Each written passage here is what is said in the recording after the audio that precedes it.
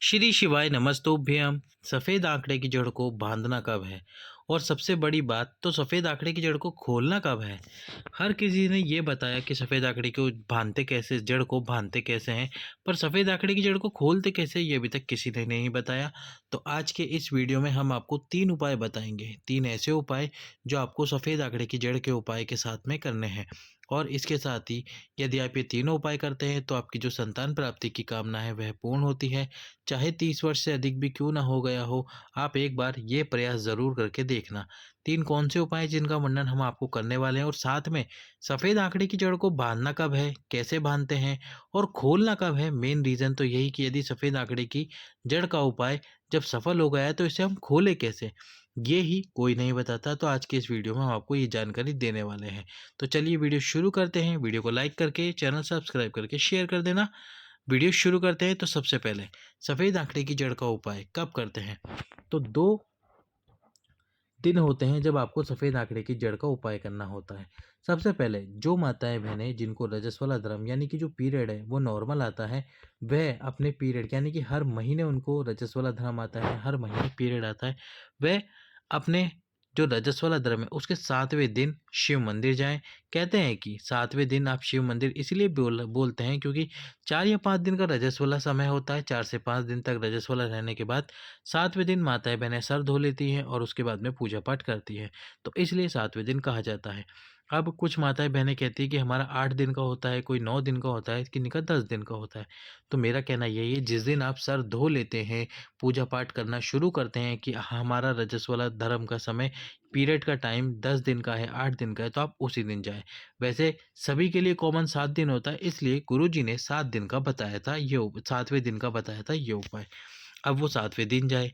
अब कुछ माताएँ-बहनें जिनको रजस्वला नहीं आता, यानी कि रजस्वला 5 महीने में, 6 महीने में आता है, उनकी उम्र भी कम है पर फिर भी उनके साथ ये समस्या है, ये बीमारी है। तो उनके लिए गुरुजी ने कहा था कि यदि आप उपाय करना चाहते हैं और उपाय करने के साथ ही आप उपाय करना चाहते हैं क्योंकि आपका रजस्वला सही से नहीं आता, तो उसके लिए आपको 2 दिन बताए गुरुजी ने कि एक तो प्रदोष का दिन, अब हर महीने 2 प्रदोष आती है, शुक्ल पक्ष और कृष्ण पक्ष की प्रदोष।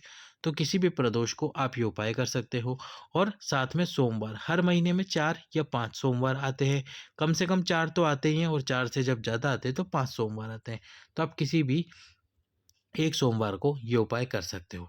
अब क्या करना होता है इसके अंदर आपको, तो सफ़ेद आंकड़े की जड़ को लेकर आना होता है। तो गुरुजी ने कहा कि सफ़ेद आंकड़े की जड़ को पत्नी अकेले लेने ना जाए। क्यों? क्योंकि जब संतान की बात होती है, संतान उत्पत्ति में पति और पत्नी दोनों का योगदान होता है। तो आपको सफ़ेद आंकड़े की जड़ अकेले लेने ना जाए। और वैसे भी माताओं बहनों से जो वृक्ष की जड़ है वो नहीं निकल पाएगी क्योंकि उनमें इतनी शारीरिक क्षमता नहीं हो पाती। तो इसके लिए गुरुजी ने कहा कि आप पति को अपने साथ में लेकर जाए। यदि कोई ऐसा विशेष कारण आ गया, कोई विशेष बात आ गई है कि पति साथ नहीं जा सकते, तो माताएँ-बहनें उस जड़ को ला सकती है, उस जड़ को मँगवा सकती है किसी दूसरे व्यक्ति से। पर रीज़न बहुत बड़ा होना चाहिए, यानी कि पति आ ही नहीं सकते। पर कोशिश करें कि अपने पति के साथ जाकर उस जड़ को लेकर आ जाए। जड़ को लेकर आ जाए, जड़ को लाकर आपको स्वच्छ पानी से धो लेना है और उसको अपने पास में रख लेना है। अब क्या करना है आपको, उस जड़ में से एक छोटा-सा टुकड़ा लेना है, बिल्कुल छोटा-सा, उसको आपको घिसना है और घिसकर उसका चंदन बनाना है। चंदन बनाकर उस चंदन को आपको कटोरी में रख लेना है। उस चंदन को कटोरी में या किसी पात्र में रख लीजिए। जब आप सफ़ेद आंकड़े की जड़ का उपाय करने जाएँगे, तब हम इस उपाय को बताएँगे। अब आप सफ़ेद आंकड़े की जड़ को लेकर आ गए। अब आप आपके पीरियड के 7वें दिन पति के साथ उपाय करने जा रहे हैं। अब पति के साथ उपाय करने आप गए या फिर आप अकेले ही गए। यदि आप अपने पति के साथ गए हैं तो बहुत अच्छी बात है, पर कोई ऐसा रीज़न, यहाँ भी यदि कोई ऐसा कारण आ गया कि पति नहीं जा सकते किसी भी कारण से, कि उनको या तो पूजा पाठ में दिलचस्पी नहीं या फिर वे जाना ही नहीं चाहते या उनकी इच्छा नहीं, कोई भी रीज़न हो, कोई बात नहीं। गुरुजी ने कहा कि यदि कोई भी रीज़न आ जाता है जिसकी वजह से पति नहीं जाना चाहते, तो माताएँ बहनें स्वयं जाकर उपाय कर कर उस जड़ को अपनी कमर में बांध सकती। केवल माताओं बहनों को उस जड़ को अपनी कमर में बांधना होता है।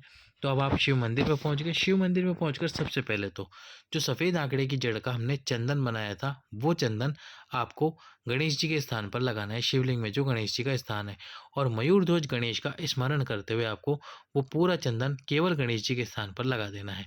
अब गणेश जी के स्थान पर चंदन लगाकर, ये जो चंदन आपने गणेश जी के स्थान पर लगाया है, इसी में से थोड़ा-सा चंदन अपनी अंगुली से निकालिए और जो भी माता बहन उपाय करने गई है, वह उस चंदन को अपने मस्तक पर लगा ले, जो आपने उँगली में थोड़ा-सा चंदन निकाला है। ये उपाय क्यों किया जाता है? ये उपाय किया जाता है कार्य सिद्धता के लिए। किसके लिए? कार्य सिद्धता।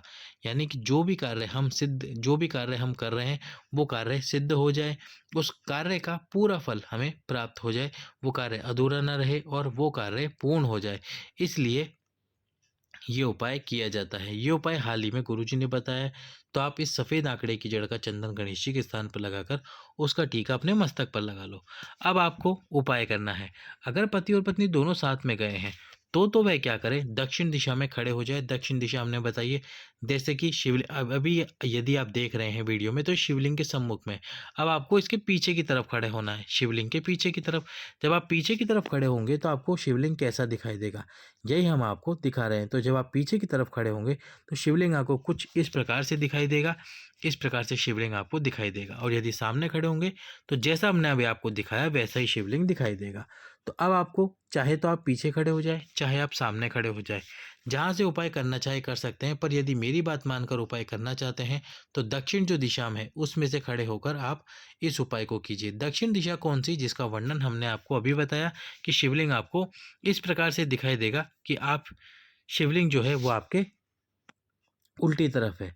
तो इस प्रकार से शिवलिंग आपको दिखाई देगा। तो आप यहाँ से भी उपाय कर सकते हैं और चाहे तो सामने से भी कर सकते हैं। अब उपाय प्रारंभ करते हैं। उपाय में आपको क्या करना है, 21 बार उस जड़ को शिवलिंग पे से घुमाना है। घुमाना शुरू कहाँ से करना है, शिवलिंग के जो चरण है यहाँ से घुमाना शुरू करेंगे। एक बार जब आप यहाँ वापस आएंगे, तो एक बार इसको कहेंगे कि आपने एक बार जड़ घुमा ली है और एक बार तुमरुकेश्वर महादेव का नाम ले लिया। फिर इसके बाद में जैसे आप दूसरी बार जड़ घुमाकर वापस यहाँ आएंगे, तो दूसरी बार जड़ घुमा ली और दूसरी बार तुमरुकेश्वर महादेव का नाम ले लिया। ऐसे करते करते आपको 21 बार इस जड़ को घुमा लेना है और 21 बार ही तुमरुकेश्वर महादेव का नाम लेना है। अब आप जैसे कि इस मंदिर में देख रहे हैं कि नंदी जी के पीछे जगह है खड़े होने के लिए, तो नंदी जी के पीछे खड़े हो जाइए माताएं बहनें, और उस जड़ को आप अपनी कमर में बांध लीजिए। लाल धागे में लपेट कर या लाल वस्त्र में लपेट कर उस जड़ को आप अपनी कमर में बांध सकते हैं। लाल वस्त्र में लाल धागे में लपेटिए और उस जड़ को अपनी कमर में बांध लीजिए। कमर में बांधने के बाद में पति और पत्नी दोनों भगवान शंकर को प्रणाम करें और प्रणाम करने के बाद में अपना नाम बोले और अपना नाम बोलकर बाबा से प्रार्थना करें कि हे भोलेनाथ, मेरी इस मेरे इस उपाय को पूर्ण करना। इतने वर्षों से मैं संतान के लिए तरस रही हूँ, मेरी संतान प्राप्ति की कामना पूर्ण करना। इस प्रकार से आपने उपाय कर लिया। अब आपने उस जड़ को अपनी कमर में बांध लिया है। तो जड़ बांधने का जो समय गुरुजी ने बताया या फिर पत्रों के माध्यम से हमने जाना, वो है 3 माह। कम से कम 3 माह तक आपको इस जड़ को अपनी कमर में बांध के ही रखना है। यदि बीच में ऐसा होता है कि धागा टूट जाए या फिर जड़ खुल जाए, तो आप उसको वापस से बांध लीजिए। पर आप जो धागा ले, उस धागे को कम से कम 2 या 3 बार लपेटे अपनी कमर में, फिर बांधें, ताकि वह धागा टूटे नहीं। जब आपने जड़ बांध ली, अब आपको उसी समय पर जब आप उपाय करने गए हैं, तो एक पीपल का पत्ता लेना है और उस पीपल के पत्ते को शिवलिंग पे समर्पित करना है। समर्पित करते हुए आपको अवधूतेश्वर महादेव, कहीं कहीं आपने सुना होगा कि किसी वीडियो में कि कोई बोले कुंदकेश्वर महादेव का नाम लेना है, तो आप अवधूतेश्वर महादेव का नाम लीजिए। ये जो कुंदकेश्वर महादेव है, ये कुंदकेश्वर महादेव रोग मुक्ति के लिए बताए हैं गुरुजी ने। तो आप अवधूतेश्वर महादेव का नाम लीजिए। अवधूतेश्वर महादेव के नाम से वो पीपल का पत्ता समर्पित करो और फिर उस पीपल के पत्ते को उठाकर ले आए। अब आप घर पर रात्रि को पीपल के पत्ते को गाय के दूध में उबालो। 5 मिनट उबालने के बाद में चाहे तो 2 मिनट ही उबालो। उस पीपल के पत्ते को निकाल कर किसी भी वृक्ष के नीचे ठंडा कर दो। उसी रात्रि को ना कर सको, तो अगले दिन आप किसी भी वृक्ष के नीचे रखकर ठंडा कर दो और उस दूध को, जो बर्तन में दूध है, इस दूध को आधा आधा बांट लीजिए और आधा आधा बांट कर पात्र में भरकर पति और पत्नी रात्रि को सोने से पहले उस दूध का सेवन करें। दूध को पिए अच्छे से। दूध को पीकर तुमरुकेश्वर महादेव का नाम लीजिए। ये पीपल के पत्ते वाला उपाय आपको कम से कम 1 महीने तक जरूर करना है। कितने माह तक? 1 माह तक। अब रजस्वला धर्म आपका बंद हो गया, आपका गर्भ ठहर गया, कन्फर्म भी हो गया, तो अब इस जड़ को खोलना कब है?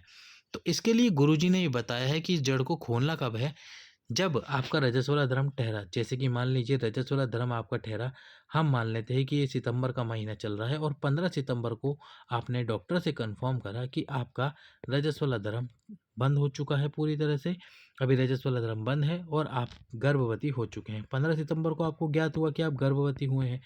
तो इस दिन से आने वाले 3 महीने, यानी कि आने वाले 3 महीने तक आपको इस जड़ को बाँध के रखना है और उसके बाद में जड़ को खोलना है। तो 15 सितंबर से 15 अक्टूबर, फिर 15 नवंबर और 15 दिसंबर तक आप जड़ को बाँध कर रखें और इसके बाद में जैसे ही 3 माह पूर्ण हो जाए, तब इस जड़ को खोलकर वृक्ष के नीचे रख दीजिए। भगवान शंकर से प्रार्थना कीजिए कि हे भोलेनाथ, आपके इस उपाय से मुझे सफलता प्राप्त हुई है।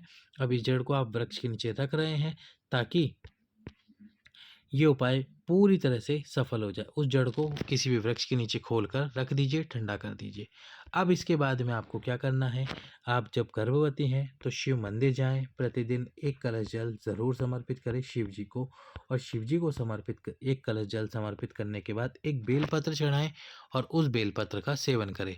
यदि आपको आपके यहाँ पर शिव मंदिर में जाने से रोकते हैं, शिव मंदिर नहीं जाने देते या फिर आपको शिव मंदिर पर शिव जी पर जल चढ़ाने की अनुमति नहीं मिलती, तो आप अपने ही घर पर शिव जी को विराजमान कर लीजिए, छोटे से शिव जी को, और उनकी पूजन अर्चना कर लीजिए घर पर ही, ताकि आपको कोई रोके टोके नहीं जब आप गर्भवती हो।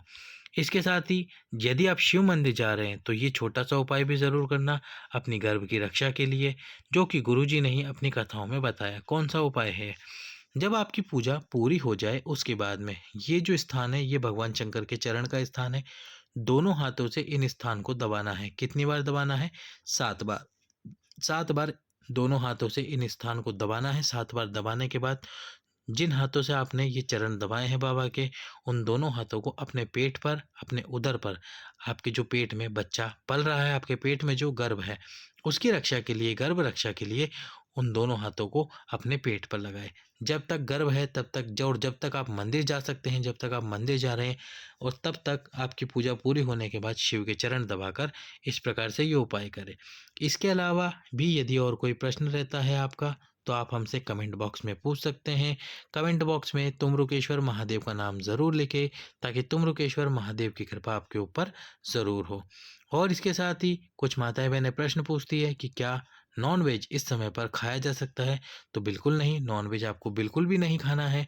आपको अपने बच्चे का ध्यान रखना है, गर्भवती जब हैं, जो डॉक्टर आपको बोले खाने की सलाह दे, आप उसका सेवन करें। नॉनवेज का सेवन ना करें। तो इस बात का विशेष ध्यान रखते हुए, अपने गर्भ की चिंता करते हुए आप अपने गर्भ का पालन पोषण करें और भगवान शंकर से कृपा करें कि आपको जल्द से जल्द संतान प्राप्ति हो जाए।